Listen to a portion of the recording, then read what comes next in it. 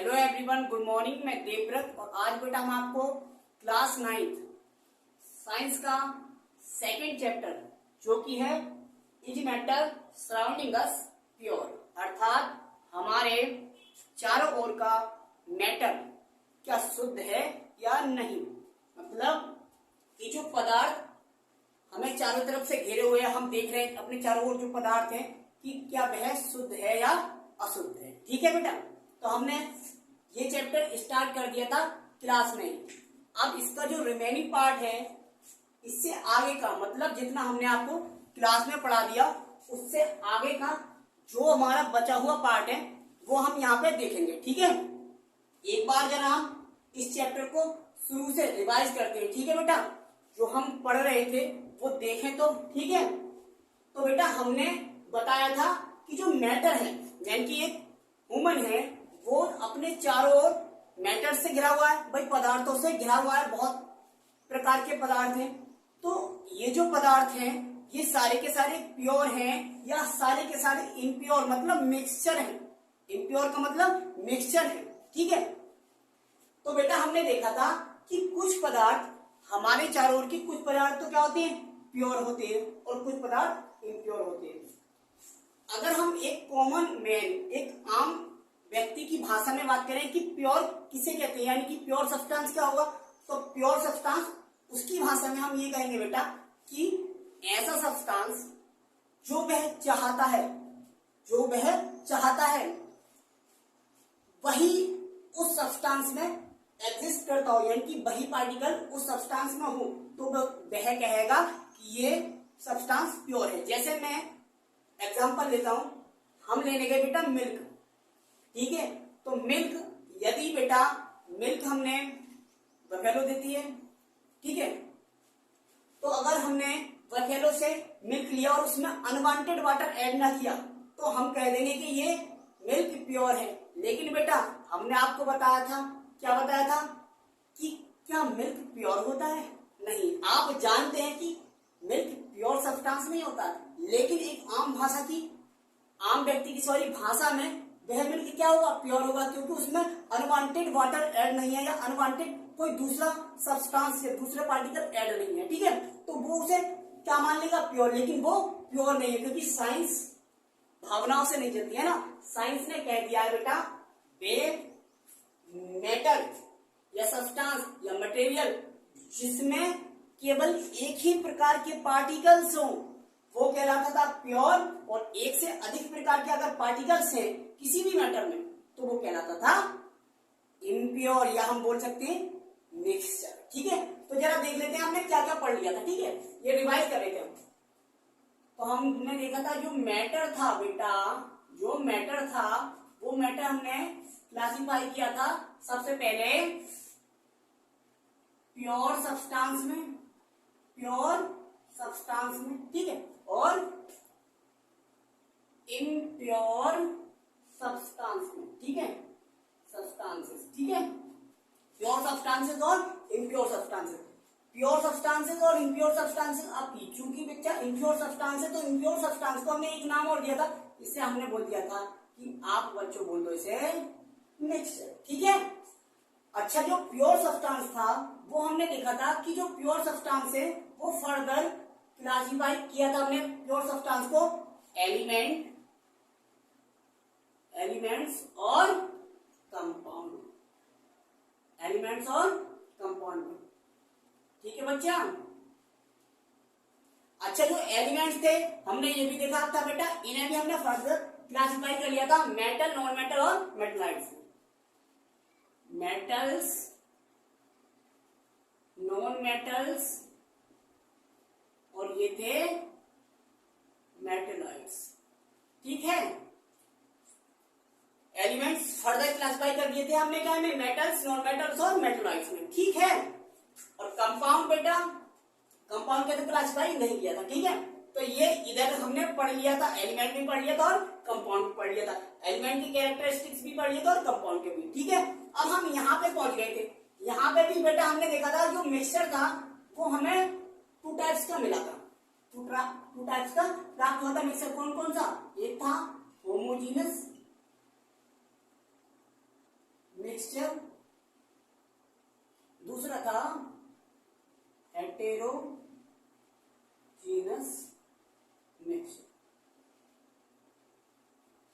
बेटा homogeneous mixture और दूसरा था हेट्रोजीनियस मिक्सचर। ठीक है, तो बेटा हमने होमोजीनियस मिक्सचर क्या होती है ये देख लिया था, और इस होमोजीनियस मिक्सचर को समझने के लिए हमने पढ़ा था बेटा सॉल्यूशन, यानी कि होमोजीनियस मिक्सचर में हमने पढ़ लिया था सॉल्यूशन के बारे में। ठीक है, कि सॉल्यूशन क्या होता है, सॉल्यूशन के कितने कंपोनेंट होते हैं, ठीक है, और इसकी कंसंट्रेशन टर्म कुछ देख लिए थे। ठीक है, फिर अब हम चल रहे थे बेटा यहाँ पर हेट्रोजीनियस मिक्सचर। हेट्रोजीनियस मिक्सचर में हमने देख लिया था क्या, यहाँ पे हमें पढ़ना है बेसिकली कोलाइड को। किसे पढ़ना है, कोलाइड के बारे में। ठीक है, इसे पढ़ना था हमें।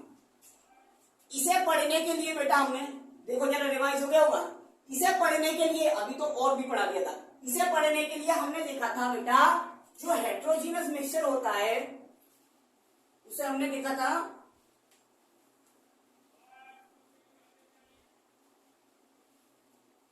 क्या देखा था बेटा, हमने देखा था जो हेटेरोजीनियस मिक्सचर था उसमें हमने सबसे पहले कोलाइड और क्रिस्टलाइड को पढ़ा था। ठीक, हमने बताया था बेटा कि फर्स्ट ऑफ ऑल सबसे पहले एक साइंटिस्ट थे ग्राम ने क्या किया था, ग्राम ने एक पॉर्चमेंट मेम्ब्रेन ली थी। क्या ली थी, पॉर्चमेंट मेम्ब्रेन, पार्चमेंट झिल्ली हिंदी में बोले तो। ठीक है, पार्चमेंट झिल्ली ली थी और उसमें उन्होंने सब्सटेंस को यानी कि मेटल्स को पास करके देखा था, मतलब डिफ्यूज करके देखा था। जो मेटल या जो मिक्सचर उस पॉर्चमेंट मेम्ब्रेन में से पास हो गए थे, इजीली आसानी से पास हो गए थे, उन्हें उन्होंने कह दिया था क्रिस्टलॉइड, और जो बच्चा उसमें से आसानी से पास न हो पाए थे उन्होंने कह दिया था कोलाइड। ठीक है, इतना हमने देख लिया था। लेकिन यहाँ पे दिक्कत ये आ गई थी बेटा कि अगर बेटा हमने एक सब्सटेंस लिया है, उस सब्सटेंस को दूसरे सब्सटेंस में मिलाकर देखा, तो एक सब्सटेंस के साथ मिलकर जो सब्सटेंस क्रिस्टलॉइड था अब वह कोलाइड की तरह बिहेव कर रहा था। जैसे कि मैंने एग्जांपल बताया था बेटा, एक सोप लेते हैं, ठीक है, साबुन।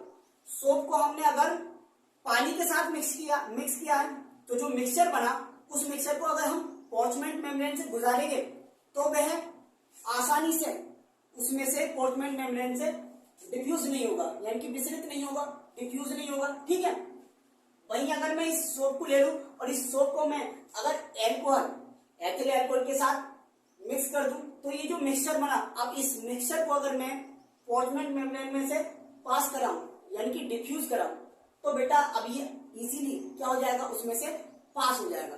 इसका मतलब तो अगर मैं स्टडी करना चाहूं किसके बारे में, सोप के बारे में, तो सोप जो है बेटा डिफरेंट जो सॉल्वेंट है, डिफरेंट जो सॉल्वेंट है इनकी विलायक है, उनके साथ डिफरेंट बिहेवियर शो कर रहा है। कहीं पर ये क्रिस्टलॉइड की तरह और कहीं पर ये कोलाइड की तरह बिहेव कर रहा है।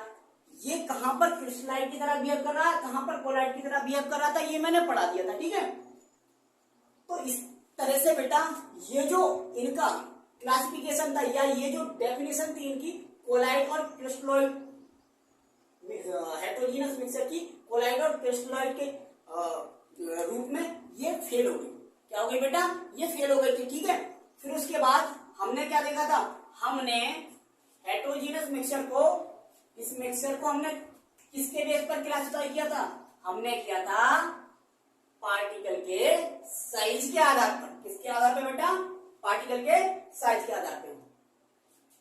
साइज के आधार पर देखा था हमने, तीन तरह के हमें कंक्लूजन्स प्राप्त हुए थे। नंबर एक था true solution,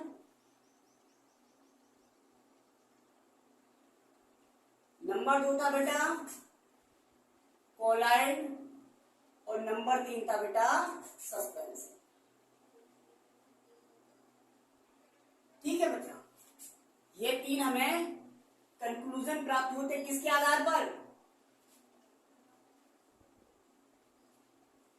on the basis of size of particles. ठीक है, पार्टिकल्स के साइज के आधार पर हमने देखा था ऐसे मिक्सचर या ऐसा मिक्सचर बेटा जिसमें पार्टिकल्स का साइज जो है वो 1 nm, nm मतलब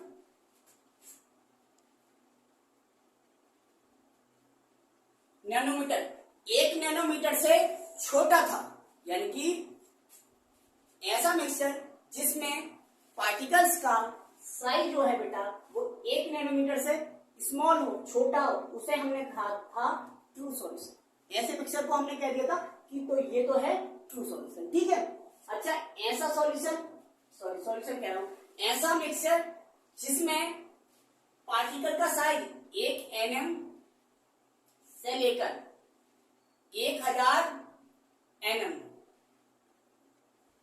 के बीच हो, के इंटरमीडिएट हो, ऐसे सभी मिक्सचर, ऐसे सभी हेट्रोजीनियस मिक्सचर क्या कहलाए? कोलाइड कहलाए, ठीक है। अच्छा, सस्पेंशन क्या था फिर?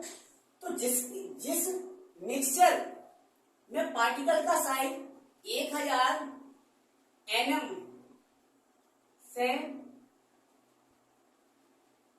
लार्जर हो बेटा, क्या हो? लार्जर हो, वो सभी क्या कहलाए? सस्पेंशन कहलाते। ये मैंने डेफिनेशन तीनों की लिखवा दी थी, इसलिए इस तरह से लिख रहा हूं, ठीक है। मैं केवल अभी आपको रिवाइज करवाऊंगा 5-6 मिनट और, ठीक है। उसके बाद हम स्टार्ट करेंगे आगे, क्योंकि काफी दिन हो गए छुट्टी हुए, ठीक है। तो 1 nm से छोटा अगर मिक्सर के पार्टिकल का साइज हो तो ट्रू सॉल्यूशन, अगर 1 nm से लेकर 1000 nm के बीच हो पार्टिकल का साइज तो वो कहलाएगा कोलाइड। और अगर ऐसा मिक्सचर जिसमें पार्टिकल का साइज 1000 nm से बड़ा हो वो कहलाएगा सस्पेंशन, ठीक है। इतना देख लिया हमने। अब बेटा कुछ बुक्स जो है, ये जो डेटा है ये एनसीईआरटी के अकॉर्डिंग है। एनसीईआरटी मानती है कि 1 nm से बड़ा हो और 1000 nm से छोटा हो अगर पार्टिकल का साइज तो ऐसा मिक्सचर कोलाइड कहलाएगा, ठीक है। लेकिन कुछ बुक्स 1 nm से 100 nm के बीच, यानी कि 1 नैनोमीटर से 100 नैनोमीटर के बीच को कोलाइड मानती है, ठीक है। लेकिन हम वैलिड मानेंगे बाय एनसीईआरटी को, ठीक है। बाकी आप इसमें टेंशन ना ले, 1 nm से लेकर 1000 nm तक होता है, ठीक है, एनसीईआरटी के अनुसार। अच्छा बेटा, अब थोड़ा सा मैं, क्योंकि हमें तीनों की बेटा हमें प्रॉपर्टी पढ़ ले, तो तीनों के प्रॉपर्टीज में यहाँ पे स्टार्ट करा चुका था क्लास में आपको। पहला प्रॉपर्टी आई थिंक मैंने लिखवा दिया था, ठीक है। तो अब मैं इनकी प्रॉपर्टीज पढ़ाता हूँ, ठीक है। क्या पढ़ाता हूँ? प्रॉपर्टीज, ठीक है। तो एक एक करके हम इनके प्रॉपर्टीज देख लेते हैं। पहले प्रॉपर्टी की बात करूं, अगर पहला प्रॉपर्टी क्या है तो पहला प्रॉपर्टी देख लेते हैं बेटा हम इनका नेचर। क्या? नेचर, प्रकृति। तो ट्रू सॉल्यूशन जो होता है बेटा वो कैसा होता है? Homogeneous in nature. True solution का नेचर क्या होता है? होमोजीनस। आप समझते हैं होमोजीनस के बारे में? होमोजीनस का मतलब होता है समांगी,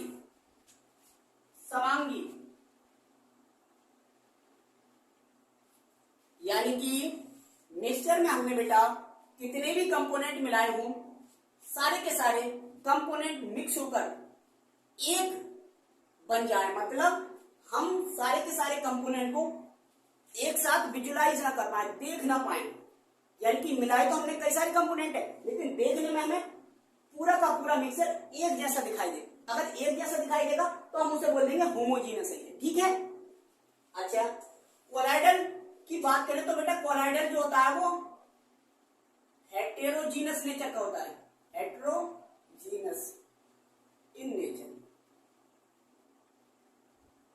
तो हम बोल सकते हैं true solution is homogeneous in nature, colloidal mixture is heterogeneous in nature, ठीक है। अच्छा, सस्पेंशन की बात करें तो ये भी क्या होता है? Heterogeneous in nature. बेटा नेचर में, प्रकृति में ये भी कैसा होता है? हेटेरोजीनस, यानी कि हमें जो कंपोनेंट इस मिक्सचर में मिलाए होंगे वो हमें सारे के सारे एक नहीं दिखते होंगे, मतलब हम इसे एक से अधिक विजुलाइज कर सकते हैं। मतलब हम ये कह सकते हैं बेटा कि अगर पूरा मिक्सचर है, इतना बड़ा मिक्सचर है इसमें भरा हुआ, तो बेटा यहां पर और यहां पर अलग अलग प्रॉपर्टीज हो गए, जितने भी फिजिकल प्रॉपर्टीज है यहाँ के अलग अलग हो सकते हैं, ठीक है। देखने में हो चाहे कोई और फिजिकल प्रॉपर्टीज हो, वो अगर अलग अलग होंगे तो हम कह देंगे वो हेट्रोजीनस है। कैसे नेचर का है? हेट्रोजीनस है, ठीक है। समझ में आया? जैसा बच्चा मैं बताऊं, मैं समझाऊं बेटा, देखो आपको कुछ जो लोग होते हैं वो होमोजीनस इन नेचर होते हैं, मतलब वो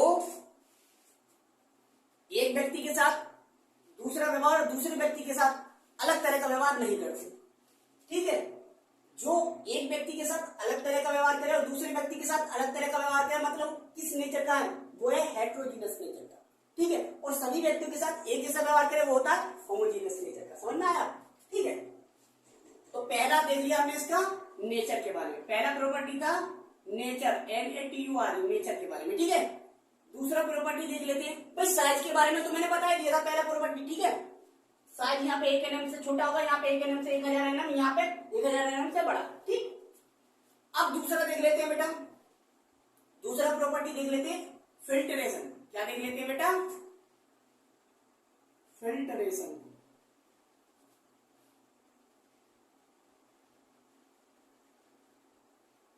दूसरा प्रॉपर्टी है फिल्टरेशन। फिल्टरेशन का मतलब होता है कि ये जो मिक्सचर बनाया है हमने, इस मिक्सचर को हम फिल्टर पेपर के द्वारा सेपरेट कर सके, ठीक है। जो मिक्सचर बना है हमारा, ये जो मिक्सचर है तीनों तरह के, इन मिक्सचर को अगर हम अलग अलग सेपरेट करना चाहें, मतलब इस मिक्सचर में कई सारे कंपोनेंट होंगे, उन कंपोनेंट को अगर हम अलग अलग करना चाहें फिल्टर करके, तो उसे कहेंगे फिल्ट्रेशन, ठीक है। तो बेटा देखो, ट्रू सॉल्यूशन जो होता है, जैसे ट्रू सॉल्यूशन ले लेते हैं, मैंने लिया वाटर और शुगर, उसमें मैंने मिक्स कर दिया, अब वो सॉल्यूशन बन गया, ठीक है, यानी कि मिक्सचर बन गया पहले। तो इस मिक्सचर वो आपको पता है कैसा मिक्सचर बनता है? ट्रू सॉल्यूशन, ठीक है। कैसा बनता है बेटा? True solution.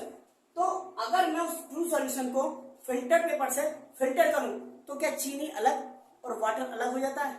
ऐसा तो नहीं होता। यानी कि जो दो कंपोनेंट है, उन दो कंपोनेंट को अगर मैं फिल्टर पेपर के द्वारा सेपरेट करूं, तो दोनों जो कंपोनेंट है वो अलग अलग ना हो पाएंगे। तो इसका मतलब ट्रू सॉल्यूशन फिल्टरेशन शो नहीं करता है, या हम कह सकते हैं ट्रू सॉल्यूशन को फिल्टर पेपर द्वारा सेपरेट नहीं कर सकते, ठीक है। तो हम ये लिख देंगे, true solution can not be separated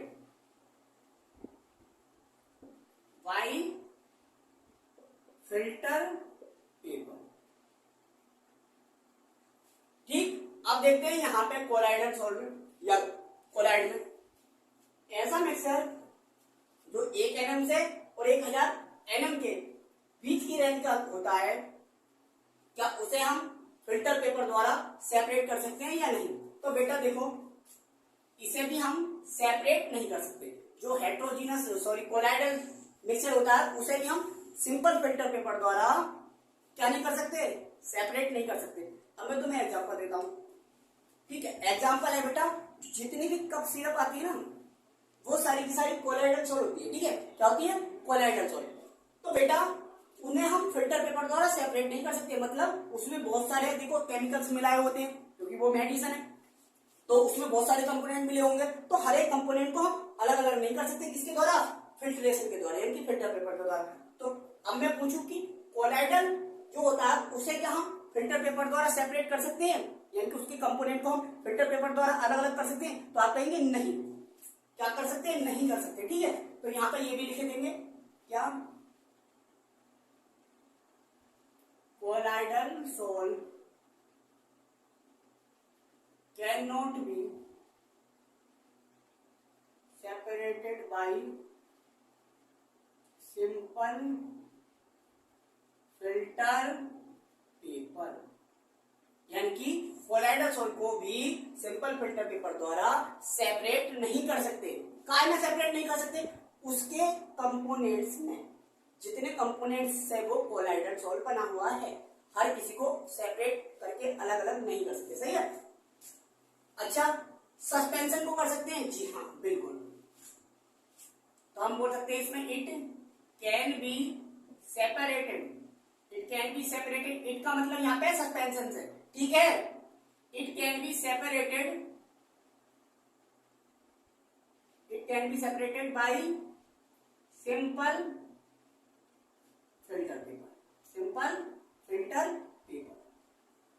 ठीक है, इसे हम सिंपल फिल्टर पेपर द्वारा सेपरेट कर सकते हैं। ठीक है, इसके कंपोनेंट में जैसे मान लो मैंने वाटर में मैंने डस्ट ऐड कर दी, डस्ट का मतलब है मैंने सैंड ऐड कर दिया, मतलब मैंने पानी में रेता मिला दिया। ठीक है, तो बेटा मैं अगर फिल्टर पेपर से उसे अलग अलग करूं, हालांकि जितना भी सैंड है वो नीचे चला जाएगा, वैसे ही अलग है, लेकिन अब मैं उसमें से अलग अलग करना चाहूं तो फिल्टर पेपर लगा लूंगा और क्या होगा, मेरा सैंड ऊपर रह जाएगा फिल्टर पेपर के और वाटर क्या चला जाएगा, नीचे चला जाएगा। ठीक है, तो इसे कर सकते हैं। ठीक है, तो दूसरा जो पॉइंट था या दूसरा जो प्रॉपर्टी था हमारा फिल्ट्रेशन, तो फिल्ट्रेशन में हमने यही देखा है कि जो ट्रू सॉल्यूशन होता है उसे फिल्टर पेपर द्वारा उसके जो कंपोनेंट है उसमें सेपरेट नहीं कर सकते।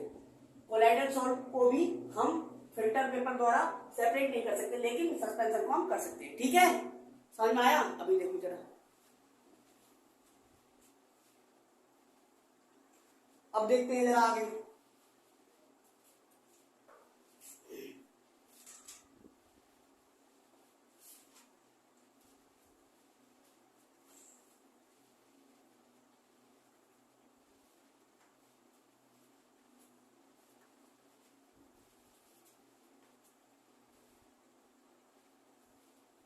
अगला प्रॉपर्टी देखते हैं बेटा, अगला प्रॉपर्टी है तीसरा अल्ट्रा फिल्ट्रेशन। क्या है बच्चों?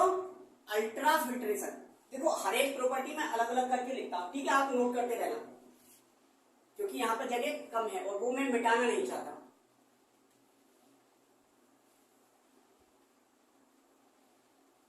देखो एक प्रॉपर्टी अगर मुझे पढ़नी है और स्टेबल बनाना है अगर मुझे उस प्रॉपर्टी को, तो मैं तीनों की के बारे में वो प्रॉपर्टी डिस्कस करो, तो इससे क्या हो जाएगा, स्टेबिलिटी आ जाएगी, मतलब कंपैरेटिव स्टडी सभी स्टेबल होती है। ठीक है, तीसरा है बेटा, तीसरा प्रॉपर्टी है ultra filtration, sorry ultra filtration, ultra filtration.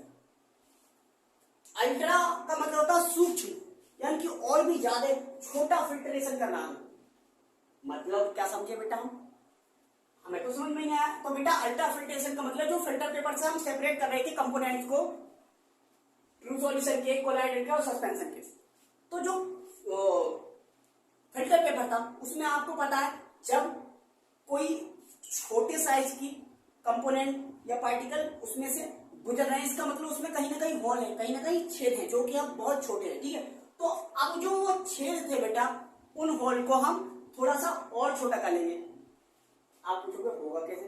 तो बेटा अगर हम फिल्टर पेपर है, उस फिल्टर पेपर पर ग्रीस लगाकर उसके होल्स, उसके जो छेद थे उन्हें और छोटा कर ले, तो वो फिल्टर पेपर कहलाता है अल्ट्रा फिल्टर पेपर। कैसा filter paper? Ultra filter paper, क्योंकि अब उसके होल जो है, वो छेद जो है वो और भी छोटे हो चुके हैं। ठीक है, तो ऐसे फिल्टर पेपर को हम क्या कहेंगे? Ultra filter paper. तो बेटा अगर मान लो अल्ट्रा फिल्टर पेपर ले लिया तो क्या होगा? तो क्या है, अब हम इन्हें सेपरेट कर सकते हैं, तो देखते हैं जरा। तो बेटा अगर हमने फिल्टर पेपर के होल्स को और भी छोटा कर दिया है, फिर भी हम ट्रू सॉल्यूशन को सेपरेट, ट्रू सॉल्यूशन के जो कंपोनेंट है उन्हें सेपरेट नहीं कर सकते, तो हम यहां पे लिख देंगे true solution can not be separated through ultra filter paper. यानी कि ट्रू सॉल्यूशन जो है उसके जो कंपोनेंट हैं, उसके कंपोनेंट को हम बेटा अल्ट्रा फिल्टर पेपर के द्वारा भी सेपरेट नहीं कर सकते। अच्छा, फिल्टर पेपर को अल्ट्रा फिल्टर पेपर बनाने का एक और भी मीडियम है, क्या है? फॉर्मेलिन सॉल्यूशन जो होता है उसमें अगर हम डुबो देते हैं किसे, फिल्टर पेपर को, तो उसके होल जो होते हैं वो और छोटे हो जाते हैं, तो उस फिल्टर पेपर को अब हम उसे क्या कहेंगे? Ultra filter paper. ठीक है, तो ट्रू सॉल्यूशन के जो कंपोनेंट हैं उनको बेटा अल्ट्रा फिल्टर पेपर द्वारा भी सेपरेट नहीं कर सकते। ठीक है, तो क्या कोलाइड को कर सकते हैं? हाँ जी। अब बेटा कोलाइडल जो पार्टिकल हैं उन्हें हम अल्ट्रा फिल्टर पेपर के द्वारा सेपरेट कर सकते हैं। ठीक है, इसके लिए हमने अल्ट्रा फिल्ट्रेशन पढ़ाया है। ठीक है, कि अगर मान लो कोलाइडल सॉल्ट है, उसके कंपोनेंट को आपको सेपरेट करना है तो आप फिल्टर पेपर द्वारा तो नहीं कर सकते, लेकिन अल्ट्रा फिल्टर पेपर के द्वारा आप कोलाइडल सॉल्ट के कंपोनेंट्स को अलग अलग यानी कि सेपरेट कर सकते हैं, यानी कि फिल्टर कर सकते हैं। ठीक है, अच्छा सस्पेंशन, जब सस्पेंशन को फिल्टर पेपर द्वारा सेपरेट किया जा सकता है तो इसके द्वारा तो किया ही जा सकता है। ठीक है, तो यहाँ पे थ्योरी लिख लेंगे आप, क्या लिखेंगे बेटा, colloidal particles can be separated through ultra filter paper, लिख देता हूं, colloidal particles can be separated through ultra filter paper। Okay, same पे इसमें भी लिख देंगे, सस्पेंशन में सदैव इट बोल देते हैं हम, it can be separated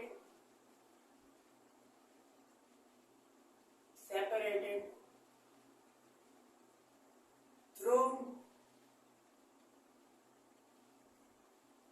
ultra filter paper. तो अब अगर मैं पूछूं आपसे कि अल्ट्रा फिल्ट्रेशन क्या कहलाता है, तो भैया filtration through ultra filter paper is known as ultra filtration. अच्छा, फिल्ट्रेशन में पूछूं फिल्ट्रेशन किसे कहते हैं, तो आप कहोगे फिल्ट्रेशन का मतलब है sir filtration through filter paper. ठीक है, हो गया, समझ में आ गया। अब देखते हैं बेटा चौथा प्रॉपर्टी, क्या देखते हैं, चौथा प्रॉपर्टी। तीसरा प्रॉपर्टी है, देख लो आप। ठीक है, चौथा प्रॉपर्टी देखते हैं, चौथा प्रॉपर्टी देखते हैं बेटा इसका क्या, चौथा प्रॉपर्टी देखते हैं बच्चा इसका, जो ट्रू सॉल्यूशन होता है वो ट्रांसपेरेंट होता है। क्या होता है बेटा, ट्रांसपेरेंट। तो लिखेंगे इट इज ट्रांसपेरेंट, ट्रांसपेरेंट या हम बोल सकते हैं बेटा translucent, translucent. It is transparent और ट्रांसलूसेंट, जबकि ये क्या कहेंगे इसे, इट इज जनरली वर्ड लगा दिया मैंने, सामान्यता, इट इज जनरली ट्रांसपेरेंट।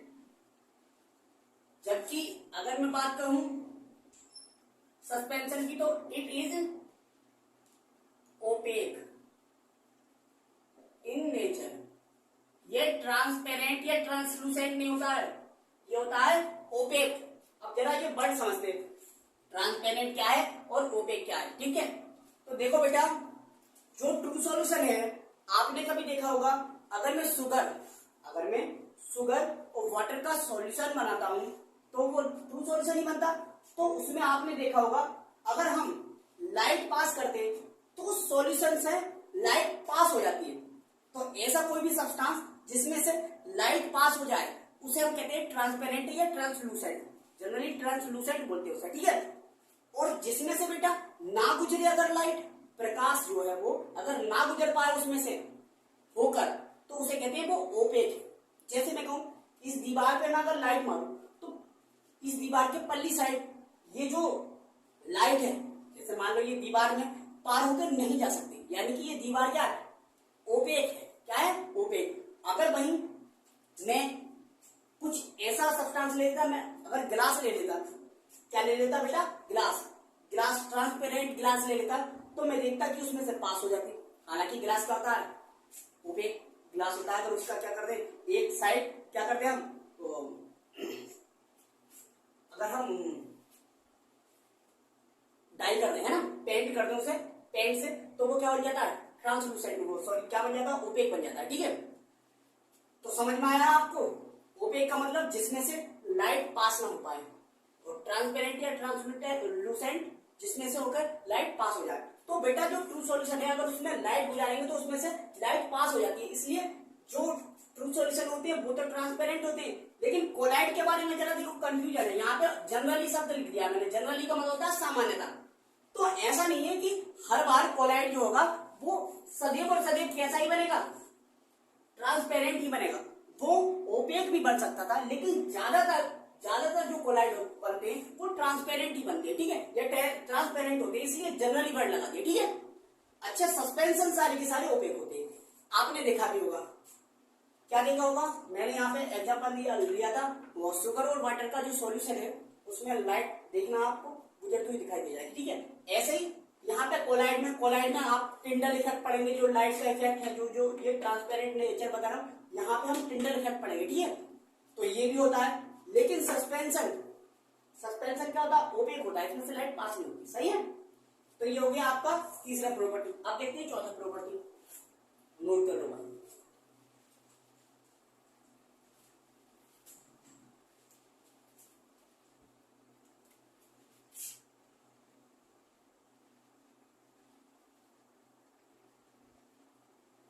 चौथा देखते हैं बेटा हम, सेटलनेस। इसमें लिख रहा हूं बेटा, यहाँ पे जगह कम है। सेटलनेस का मतलब क्या है सर?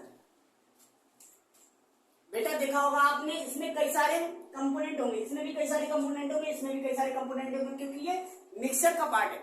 तो कई सारे कंपोनेंट हो सकते हैं, इसमें कई सारे कंपोनेंट ही होंगे तभी मिक्सर है, यानी कि एक से अधिक तो कंपोनेंट होंगे। तो बेटा वो जो कंपोनेंट है वो पूरे मिक्सचर में डिस्ट्रीब्यूट रहते हैं, लेकिन देखा यह गया है कि जो सस्पेंशन होता है, सस्पेंशन में एक कंपोनेंट ग्रेविटी की ओर को सेटल हो जाता है, यानी कि पृथ्वी ग्रेविटी, पृथ्वी लगाती है, अर्थ लगाती है, तो नीचे की ओर को, यानी कि हमने ये एक वैसा लिया, बर्तन लिया, इसमें हमने दो कंपोनेंट डाले, ठीक है, दो कंपोनेंट डाले, वाटर ले लिया और इसमें मैंने सैंड ऐड कर दिया। तो सैंड देखा होगा आपने, यहां पे सेटल हो जाएगा, इसकी तली में, इसकी पैंदी में, इसके बेस में क्या हो जाएगा, सैंड एकत्रित हो जाएगा, सेटल हो जाएगा, ठीक है। देखा है आपने? नहीं, बोतल में पानी डाल देना, उसमें सैंड डाल देना, या किसी बर्तन में सैंड डाल देना, तब देखोगे आप नीचे बैठ जाए। और भी बहुत सारे हो सकते हैं। तो कहने का मतलब मैंने ये देखा कि इसमें एक कंपोनेंट किसकी साइड को, ग्रेविटी की साइड को, क्योंकि ये जमीन पे रखा होगा, तो ग्रेविटी की जिधर को अपना ग्रेविटेशनल फोर्स लगाती है उधर को एक कंपोनेंट सेटल हो जाता है और दूसरा ऊपर ही रहता है। इसमें क्या होता है बेटा, इसमें जो कोलाइडल मिक्सचर होता है उसमें ऐसा नहीं होता, उसमें कोई भी कंपोनेंट, मान लीजिए हमने दो कंपोनेंट का कोलाइडल मिक्सचर बनाया, तो कोई भी कंपोनेंट ग्रेविटी की ओर को सेटल नहीं होता, बल्कि फिर कहां सेटल होता है, सेटल तो होता है इसमें भी, लेकिन इसमें सेटल होते हैं सेंट्रीफ्यूगल फोर्स की तरफ, सेंट्रीफ्यूगल फोर्स की तरफ को, या सेंट्रीपिटल फोर्स की तरफ को, ठीक है। इसका मतलब अभी केंद्र की ओर को, जैसा मान लो ये है, ठीक है, इसका सेंटर यहाँ पे होगा कहीं ना कहीं, तो जो कुछ पार्टिकल है वो यहाँ पे कलेक्ट हो जाएंगे, यहाँ पे कलेक्ट हो जाएंगे, सेंटर की तरफ को कलेक्ट होंगे, किसकी तरफ को, सेंटर की तरफ को, यहां से कम हो जाएंगे, एक कंपोनेंट के पार्टिकल यहां कम हो जाएंगे और यहां कम हो जाएंगे, ठीक है, समझ रहे हो आप। तो ये कहां को सेटल हुए, सेंट्रीपिटल फोर्स की तरफ को, यानी कि अभी केंद्र की तरफ को।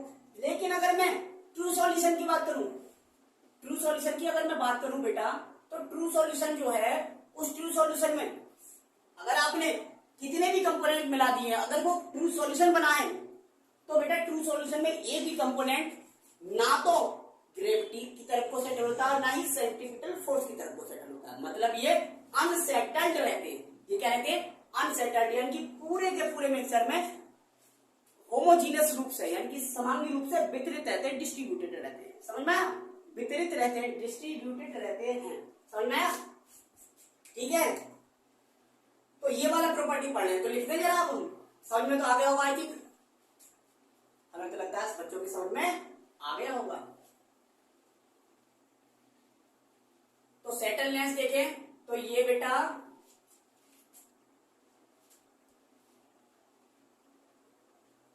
True solution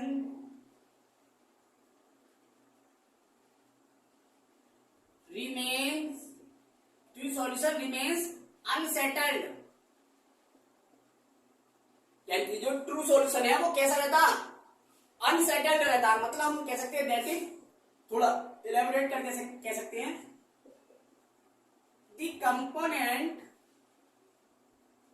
of true solution,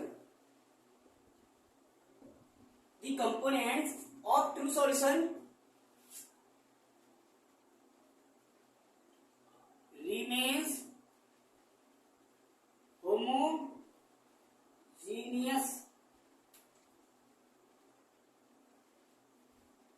homogeneously distributed,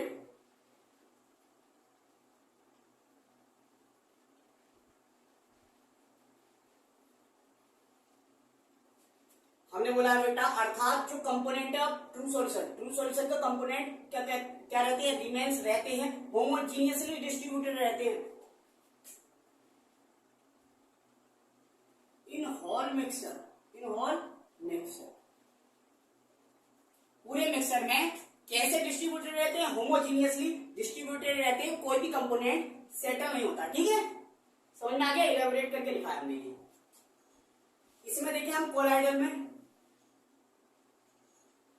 the particles of colloid settled towards, किसकी ओर को सेटल हो जाते हैं, towards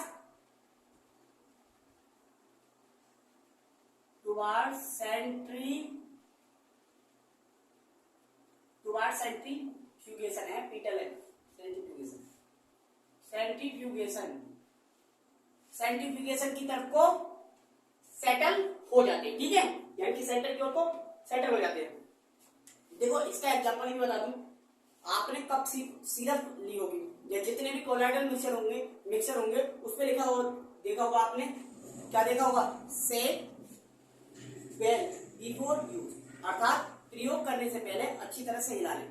उसका कारण क्या है कि उसमें सारे के सारे जो एक कंपोनेंट है वो कहीं ना कहीं बीच की तरफ को सेटल हो गए, इसलिए आप पूरे मिक्सचर में उन पार्टिकल्स को अच्छे से डिस्ट्रीब्यूट कर लो। अब आप हिला लोगे तो पूरे में फिर से डिस्ट्रीब्यूट हो जाएंगे, समझना, तो इसीलिए वो लिखा हुआ होता है सेक वेल बिफोर यूज, अच्छी तरह से यूज से पहले हिला लें उसे। ठीक है, ताकि सारे के सारे पार्टिकल्स एक कंपोनेंट के पूरे मिक्सचर में डिस्ट्रीब्यूट हो जाए यूनिफॉर्मली।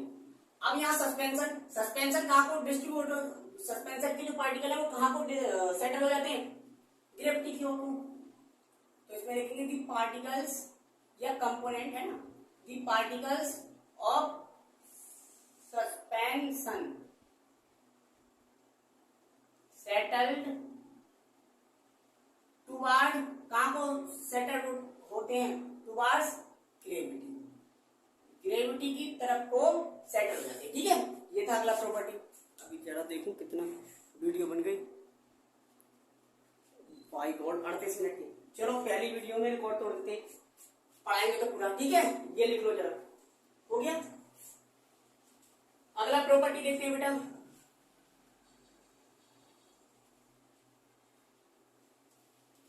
अगला प्रॉपर्टी है टिंडल इफेक्ट। फिफ्थ प्रॉपर्टी है Tyndall effect.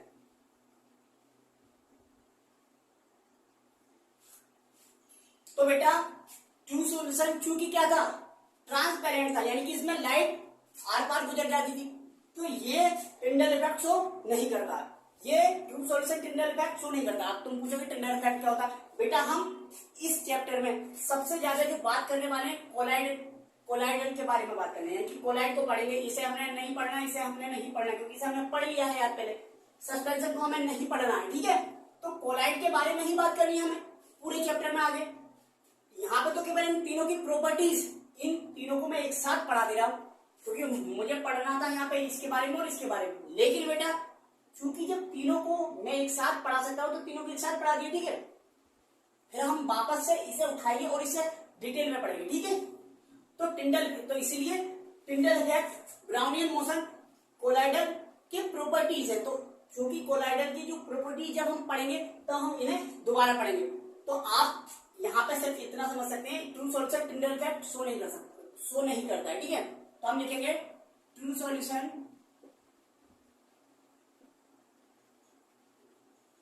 Do not show Tyndall effect. बात खत्म। मैं बस सिर्फ इतना सा पूछूंगा आपसे कि ट्रू सॉल्यूशन क्या टिंडल इफेक्ट शो करता है? नहीं, ठीक है।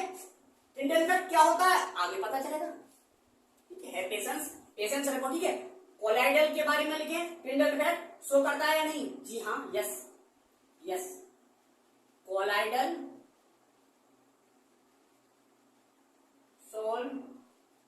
Shows Tyndall effect. अब यहाँ पे मैंने शो लिख दिया, अभी पता चल जाएगा, ठीक है। टिंडल इफेक्ट, कोलाइडल जो सोल है जितने के जितने सारे के सारे टिंडल इफेक्ट शो करते हैं। तो सस्पेंशन करता है, जी हाँ, ये भी करता है, ठीक है। तो थ्योरी आप लिख लेना, suspension also shows Tyndall effect, colloidal shows Tyndall effect, true solution do not show Tyndall effect. छठा है ब्राउनियन मोशन। क्या है बच्चों? ब्राउनियन मोशन को कहते हैं ब्राउनी गति, ठीक है। तो ब्राउनियन मोशन भी क्या है? कोलाइडल सोल का प्रॉपर्टी है, इसलिए इसे भी डिटेल में बात करेंगे आगे, ठीक है। किसकी प्रॉपर्टी में? कोलाइडल की प्रॉपर्टी में, ठीक है। तो इसलिए हालांकि मैं बता देता हूं, जो कोलाइडल सोल है उसमें जो पार्टिकल्स है किसके? डिस्पर्स फेज के, वो सदैव मोशन करते रहते हैं। क्या करते रहते हैं? मोशन, यानी कि स्थिर नहीं रहते, वो सदैव मोशन करते रहते हैं। और वो जो मोशन करते हैं वो सदैव टेढ़ी मेढ़ी झिगजैग पथ में मोशन करते हैं। झिगजैग पथ का मतलब एक तो ऐसे भी गति कर सकता है एक व्यक्ति, ये टेढ़ी मेढ़ी इस तरह से गति करते हैं, ठीक है। मान लो ये पार्टिकल का यहाँ आया, ठीक है। तो इस पार्टिकल ये टेढ़ी मेढ़ी पथ पर गति करना ही क्या कहलाता है? ब्राउनियन मोशन कहलाता। डिटेल में बात करेंगे, ठीक है। तो अगर मैं कहूं true solution Brownian motion show करता है, तो जनरली नो, ये ब्राउनियन मोशन जनरली शो नहीं करता है। कौन? True solution. लेकिन कोलाइडल सॉल्यूशन शो करता है और सस्पेंशन भी शो करता है, ठीक है। आप लिख सकते हैं, क्या लिखोगे? Colloidal particle shows Brownian motion. लिख देता हूं, चलो क्या कोलाइडल पार्टिकल्स शोज ब्राउनियन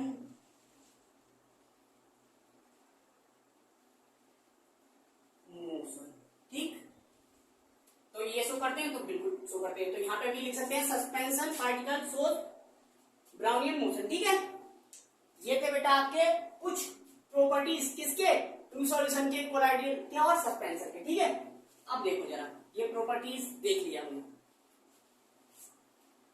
अब पढ़ते हैं आगे। जरा आगे क्या पढ़ते हैं? जैसे कि हमने सॉल्यूशन के बारे में पढ़ा था डिटेल में, ऐसे ही हम पढ़ने जा रहे हैं अब हम कोलाइडल के बारे में।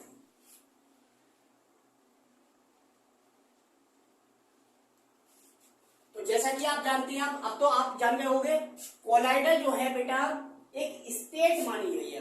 क्या मानी गई है? एक स्टेट मानी गई है। किस किस के बीच की? सस्पेंशन और ट्रू सॉल्यूशन के बीच की। यानी कि कोलाइडल एक स्टेट है, किस किस के बीच की? सस्पेंशन और ट्रू सॉल्यूशन के बीच की, जिसमें पार्टिकल्स का साइज होता है 1 nm से 1000 nm के बीच में होता है, ठीक है। जो कोलाइड होता है उसके भी कंपोनेंट, अगर मैं बात करूं कंपोनेंट्स की, तो कोलाइड के जो कंपोनेंट होते हैं वो जस्ट लाइक सॉल्यूशन के तरह ही 2 कंपोनेंट होते थे। जैसे सॉल्यूशन में बेटा हमने पढ़े थे, सॉल्यूशन के 2 कंपोनेंट थे, सॉल्यूट और सॉल्वेंट। इसी तरह से बेटा कोलाइड के भी 2 कंपोनेंट होते हैं, एक तो डिस्पर्स्ड फेज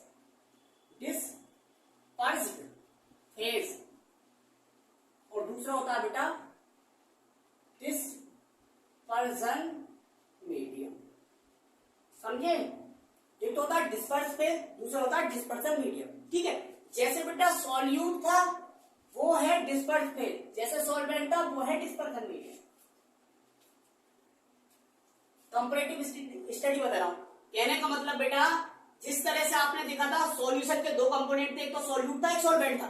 सॉल्यूट हमने उस कंपोनेंट को कहा था जो कि क्वांटिटी में कम हो या जो अपनी आइडेंटिटी लूज कर दे या जो डिसॉल्व हो जाए, वो था सॉल्यूट।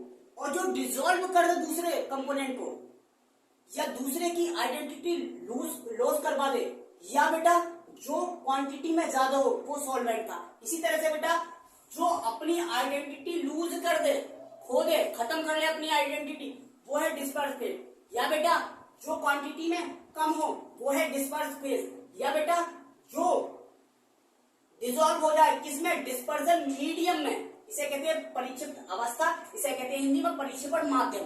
ठीक है, तो जो कम क्वांटिटी में होगा तो हम ये लिख सकते हैं डिस्पर्स फेज, मतलब आप समझेंगे किससे? सॉल्यूट से। और डिस्पर्जन मीडियम मतलब आप किससे समझेंगे? सॉल्वेंट से। तो डेफिनेशन हालांकि मैं लिखवा देता हूं, इट इज द कंपोनेंट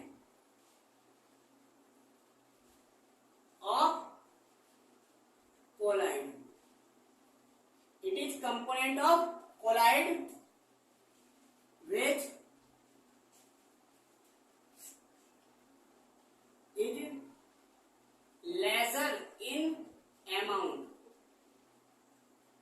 जो मात्रा में कम होता है उसे कहते हैं डिस्पर्स फेज। हालांकि बहुत सारी डेफिनेशन है भाई, जो डिसॉल्व हो जाए, जो अपनी आइडेंटिटी खो दे, वो क्या होगा? डिस्पर्स फेज होगा। ठीक है, लेकिन हम सिंपली बोल सकते हैं it is the component of colloid which is lesser in amount, यानी कि ये कोलाइड का वह कंपोनेंट होता है जिसकी मात्रा कम होती है, जो कम अमाउंट में होता है। ठीक है, अच्छा यहां पे बात कर लें डिस्पर्जन मीडियम की, तो हम लिखेंगे it is the component, it is the component of colloid which is larger in amount, जो कि मात्रा में ज्यादा हो, वो क्या कहलाएगा? डिस्पर्जन मीडियम कहलाएगा। ठीक है, क्या कहलाएगा? डिस्पर्जन मीडियम कहलाएगा।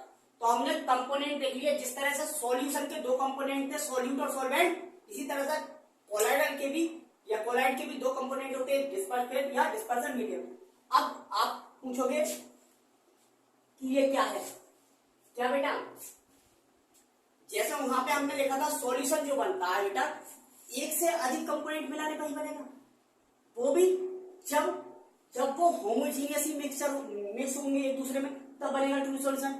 इसी तरह से बेटा कोलाइड भी एक तरह का मिक्सर है, इसका मतलब इसमें भी कई सारे कंपोनेंट होंगे, यानी कि एक से तो अधिक होंगे ही होंगे। ठीक है, तो बेटा उसमें कुछ कंपोनेंट ऐसे होंगे जो डिसॉल्व हो जाएंगे, जो अपनी आइडेंटिटी खो देंगे, यानी कि जो कम कम मात्राओं में होंगे, वो सारे के सारे डिस्पर्स फेज में आ जाएंगे, वो सारे के सारे डिस्पर्स फेज कहलाएंगे। और कोई ऐसा कंपोनेंट होगा जो उन सारे के सारे कंपोनेंट को अपने अंदर डिसॉल्व कर लेगा। ठीक है, या जो ज्यादा मात्रा में होगा, ज्यादा क्वांटिटी में होगा, वो अकेला क्या कहलाएगा? Dispersion medium. ठीक है, जैसे मैं कहूं बेटा अगर मुझे कोलाइडल सॉल्व बनाना है, किसका कोलाइडल सॉल्व बनाना है? मुझे गम स्टार्च, जिलेटिन, नए नए नाम आ रहे हैं। ठीक है, इनका अगर मुझे कोलाइडल सॉल्व बनाना है, या मैं गोल्ड का भी बना सकता हूं, किसका? गोल्ड। तो अगर मुझे इसमें देखना है बेटा कि डिस्पर्जन मीडियम का होगा, तो डिस्पर्जन मीडियम सदैव जो ज्यादा क्वांटिटी में होगा वो होगा। जैसे गोल्ड का हम सॉल्व बनाते हैं वाटर के साथ, इसके साथ वाटर के साथ, तो वाटर क्या होगा? डिस्पर्जन मीडियम होगा, और गोल्ड क्या होगा? डिस्पर्स फेज होगा। ठीक है, समझ रहे हैं आप? जो ज्यादा मात्रा में होगा वो सदैव डिस्पर्जन मीडियम, जो कम मात्रा में डिस्पर्स फेज। जरा इसकी हिस्ट्री के बारे में बात करते हैं, किसकी? कोलाइड की। जरा और पीछे से उठाते हैं, यहां लिख लेना आप। ठीक है, ये तो लिखना ही था आपको। हम जरा हिस्ट्री चलते हैं। जो कोलाइड वर्ड है ना बेटा, कोलाइड, जो कोलाइड वर्ड है उसकी जो ओरिजिन हुई है ना, उसकी जो ओरिजिन हुई है, ओरिजिन का मतलब होता है उत्पत्ति। ओरिजिन हुई है लैटिन भाषा के दो वर्डों से। लैटिन लैंग्वेज, चूंकि केमिस्ट्री वहां से आई है, ठीक है, तो लैटिन लैंग्वेज के दो वर्ड थे, एक था कोला प्लस एक था लॉइड, LOID लॉइड, ठीक है। इन दो शब्दों से हुई है। कोलाइडल जो वर्ड है बेसिकली, ये पूरा वर्ड कहां से आया है? ये आया है लैटिन, लैटिन के दो शब्दों से, दो वर्ड से आया, दो शब्दों से आया है। दो शब्द कौन कौन से? एक था कोला और एक है लॉइड। कोला का मतलब होता है बेटा ग्लू। लैटिन में जो ग्लू है हमारे यहाँ पे, आप पूछोगे तुम ग्लू क्या होता है, बहुत से बच्चों को ग्लू ही ना पता हो। ग्लू का मतलब होता है बच्चों रे गोंद। आपका पता कर गया, गोंद। गोंद खूब खाइए, गोंद पेड़ों पर होती है ना, हमने तो खूब खाई है भाई, आम के पेड़ पर बहुत गोंद होती है। तो कोला जो है वर्ड, जो कोला है बेटा, लैटिन में जो ग्लू होता उसे ही हम कोला बोल देते थे। लैटिन में जो हमारे यहाँ पे ग्लू बोलते हैं ना, उसे लैटिन में कोला बोलते हैं, ठीक है। और लॉइड का मतलब होता है लाइक। लाइक मतलब के समान, लाइक का मतलब यहाँ पे के समान, यानी कि पुराने समय में जो भी सब्सटेंस, सॉरी जो भी मिक्सचर किसके जैसे थे? गोंद जैसे थे। कैसे थे? गोंद जैसे थे, गोंद के समान थे, उन्हें हमने कोलाइड कहा था, क्योंकि गोंद सदैव क्या बनाती है? कोलाइडल सॉल्ट बनाती है, ठीक है। तो इसलिए वहीं से ये वर्ड आया कोलाइड। कहां से आया? लैटिन भाषा के दो शब्दों से, कोला प्लस लॉइड से आया। कोला का मतलब होता है गोंद और लाइट मतलब होता है के जैसा, लाइट, ठीक है। ब्लू लाइट मतलब गोंद जैसा। तो हम कोलाइड का मतलब क्या बोल सकते हैं? कोलाइड मतलब हो गया ब्लू लाइट, गोंद जैसा, गोंद जैसा, गोंद के समान, ठीक। हमने कहा था कोलाइड। अब कोलाइड जो मिक्सचर है उसके कितने कंपोनेंट हो गए? दो। एक तो हो गया बेटा डिस्पर्स फेज, दूसरा डिस्पर्सन मीडियम, ठीक है। अब बेटा हम देखेंगे क्लासिफिकेशन। क्या देखेंगे हम? देखेंगे हम क्लासिफिकेशन। किसका क्लासिफिकेशन देखेंगे?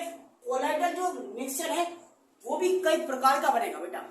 जैसे हमने देखा था जो सॉल्यूशन था वो भी कई प्रकार का बना था, डाइल्यूट सॉल्यूशन, कंसंट्रेटेड सॉल्यूशन। इसी तरह से बेटा जो कोलाइड है वो भी कई प्रकार का बनेगा, ठीक है। अब ये जो क्लासिफिकेशन करेंगे हम अलग अलग बेस पर करेंगे। कम से कम दो तरह की क्लासिफिकेशन पढ़ने हैं हमें। एक क्लासिफिकेशन में हमें 8 प्रकार के, कितने प्रकार के? सॉरी 8 प्रकार के कोलाइड के बारे में पढ़ना है, और एक प्रकार के जो दूसरा क्लासिफिकेशन है हमारा, उसमें हमें 2 प्रकार के कोलाइडों के बारे में पढ़ना है, ठीक है। अब आप सोचेंगे ये अलग अलग क्लासिफिकेशन क्यों? तो बेटा देखो जरा, मैं आपको जो डेली लाइफ है उसमें क्लासिफिकेशन का महत्व बता देता हूं। देखो क्लासिफिकेशन से कोई भी स्टडी जो हो जाती है वो आसान हो जाती है। क्या हो जाती है? आसान हो जाती है। अगर मान लो मैं कहूं हम लोगों का क्लासिफिकेशन करें, तो क्लासिफिकेशन सबसे पहले अगर मैं देखूं, सबसे पहले धर्म के आधार पर, रिलीजन के बेस पर हमने देखा पीपल्स कितने प्रकार के हो गए, इस्लाम, हिंदुइज्म, ठीक है, सिख, ईसाई, कई सारे। तो ये क्लासिफाई कर दिया हम लोगों को। अब उनकी स्टडी आसान हो गई थोड़ी सी।